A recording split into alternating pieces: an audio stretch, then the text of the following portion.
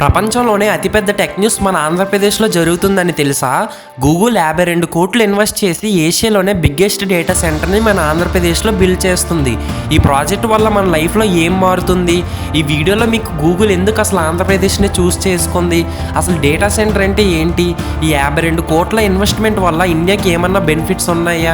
ఈ వీడియోని మీరు చివరి వరకు చూస్తే మీకు ఫుల్ క్లారిటీ వస్తుంది. First of all data centre అంటే ఏంటి? మీరు యూట్యూబ్లో వీడియోస్ చూస్తున్నారు, అలాగే గూగుల్ మ్యాప్స్ను కూడా ఓపెన్ చేస్తారు, జీమెయిల్స్ని యూజ్ చేస్తారు. ఈ ఇన్ఫర్మేషన్ మొత్తాన్ని థౌజండ్స్ ఆఫ్ సర్వర్స్లో స్టోర్ చేస్తారు. ఈ సర్వర్స్ ఉండే ప్లేస్ని డేటా సెంటర్ అని అంటారు. ఈ సర్వర్స్ 24/7 రన్ అవ్వాలి. వీటికి హై స్పీడ్ ఇంటర్నెట్ ఉండాలి. వీటికి ఎప్పుడు పవర్ కట్ అవ్వకుండా ఉండాలి.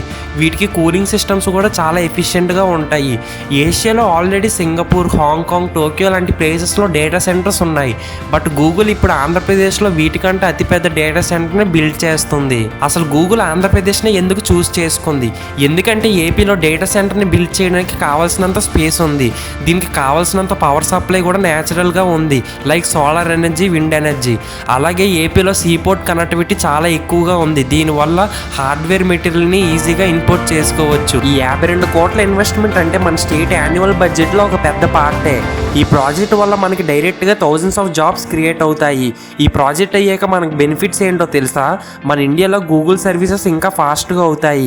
మన డేటా మొత్తం ఇండియాలోనే స్టోర్ అవ్వడం వల్ల మనకి సైబర్ సెక్యూరిటీ కూడా చాలా స్ట్రాంగ్గా ఉంటుంది. అలాగే ఇన్ఫ్రాస్ట్రక్చర్ కూడా డెవలప్ అవుతుంది. లోకల్ బిజినెసెస్ కూడా ఇంక్రీజ్ అవుతాయి. ఇంకా టోటల్ ఎకనమీయే గ్రో అవుతుంది. ఈ ప్రాజెక్ట్ వల్ల మనకి గూగుల్తో పాటు మన స్టేట్కి కూడా ఎంతో రెస్పెక్ట్ వస్తుంది. హైదరాబాద్లో మైక్రోసాఫ్ట్ డేటా సెంటర్ ఎలా ఉందో ఇప్పుడు మన ఏపీకి కూడా గూగుల్ డేటా సెంటర్ అలా ఉంటుంది. ఈ ప్రాజెక్ట్ కన్స్ట్రక్షన్ అయిపోయాక ఏషియాలోనే టాప్ డేటా సెంటర్స్లో మన డేటా సెంటర్ లిస్ట్ అవుతుంది. మీరు ఇంకా గూగుల్ని ఒక సెర్చ్ ఇంజిన్లో చూస్తే మిస్టేకే, ఎందుకంటే గూగుల్ మన నెక్స్ట్ జనరేషన్కి బ్యాక్ బోన్లా బిల్డ్ చేస్తుంది.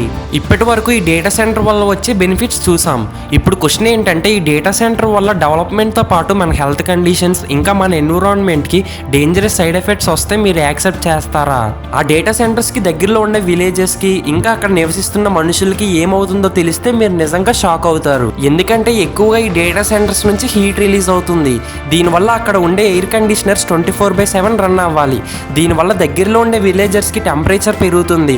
అలాగే విలేజర్స్కి క్లైమేట్ చేంజ్ అయినట్టు కూడా అనిపిస్తుంది. ఆ సర్వర్స్ ఇంకా కూలింగ్ ఫ్యాన్స్ నుంచి వచ్చే సౌండ్ ఇంకా రేడియేషన్ వల్ల లాంగ్ టర్మ్లో హార్ట్ అటాక్స్ వచ్చే ఛాన్స్ ఉంటుంది. డేటా సెంటర్లో ఉండే సర్వర్స్ని కూల్ చేయడానికి రోజు కొన్ని లక్షల లీటర్ల వాటర్ ఉండాలి. దీనివల్ల మనకి వాటర్ స్కేర్సిటీ వచ్చే ఛాన్స్ ఉంటుంది. అలాగే రైతులకు పంటను పండించడానికి నీళ్లు దొరకపోవచ్చు. ఏదైనా ఒక కొత్త టెక్నాలజీ వస్తే దానివల్ల వచ్చే బెనిఫిట్స్తో పాటు దానివల్ల వచ్చే హెల్త్ ఇష్యూస్ ఇంకా వాటర్ స్కేర్సిటీ ఇంకా ఎన్విరాన్మెంట్ ఇంపాక్ట్ని క్యాలిక్యులేట్ చేసుకోవాలి. ఒకవేళ దీనివల్ల ఇంపాక్ట్ ఎక్కువగా ఉంటే అవేర్నెస్ చేయాలి. ఏదైనా ఒక పెద్ద కంపెనీ మన రిసోర్సెస్ని యూజ్ చేసుకుంటే మన రైట్స్ని కూడా ప్రొటెక్ట్ చేయాలి. ఒకవేళ డేటా సెంటర్ ఏపీకి వస్తే మనం సైలెంట్గా యాక్సెప్ట్ చేయకూడదు.